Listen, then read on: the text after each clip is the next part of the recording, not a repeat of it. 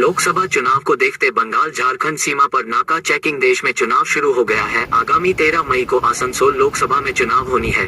इसी के मद्देनजर चुनाव आयोग पर्यवेक्षक समेत अन्य अधिकारियों ने शनिवार बंगाल झारखंड सीमा के डुबुडी चेक नाका का दौरा किया, जहां पुलिस के साथ झारखंड से बंगाल में प्रवेश कर रही वाहनों की जांच की गई। निर्वाचन आयोग अधिकारी सत्यव्रत घोष ने कहा कि चूंकि बंगाल झारखंड सीमा के डुबुडी चेक पोस्ट बहुत संवेदनशील इलाका है, क्योंकि यहाँ 2 राज्यों की सीमा है, लोकसभा चुनाव शांतिपूर्ण हो और पड़ोसी राज्यों से कोई उपद्रवी राज्य में प्रवेश कर आपराधिक गतिविधि न करे, इसके लिए जांच अभियान चलाया जा रहा है, जो चुनाव तक चलेगा। सेंट्रल गवर्नमेंट निर्वाचन कमिशन এবং পশ্চিমবঙ্গের নির্বাচন কমিশন তারা চেষ্টা করছেন যে সুষ্ঠু সামাজিকভাবে এবং শান্তিপূর্ণ যাতে নির্বাচন হয়।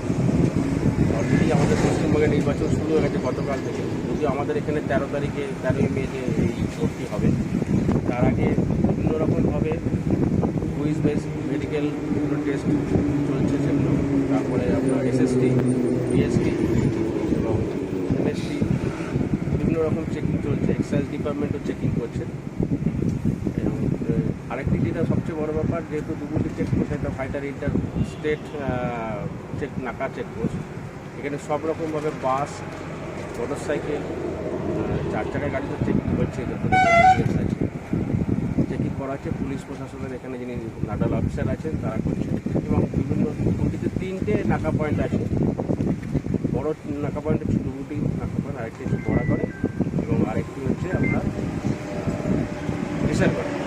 এখানেই এসএসটি করা হচ্ছে, বিএসটি আছে, এসটি তারা ঘোরাঘুরি করছে এবং বিভিন্ন রকম ফেস্টুন যেগুলো নাকা বহির্ভূত যেগুলো ফেস্টুন যেগুলো আছে সেগুলোকে ডিস্ট্রয় করা হচ্ছে এবং চেষ্টা করছে প্রশাসন যাতে শান্তিপূর্ণভাবে করতে হয়। এখনো পর্যন্ত কোনো কিছু এখন এই মুহূর্তে ডুবুরিতে এখনও পর্যন্ত কিছু হয়নি। তো আমার কাছে যেটুকু খবর আছে এখন পর্যন্ত সেরকমভাবে সেরকম হয়নি। তার আগে কিছু যেমন কিছু গাঁজার ব্যাপারে আপনারা জানেন বিষয়গুলো, সেগুলো গাঁজা এবং কিছু ওয়েপেস একটা ধরা পড়েছিল, সেগুলো সব ডিস্ট্রয় করা হয়েছে।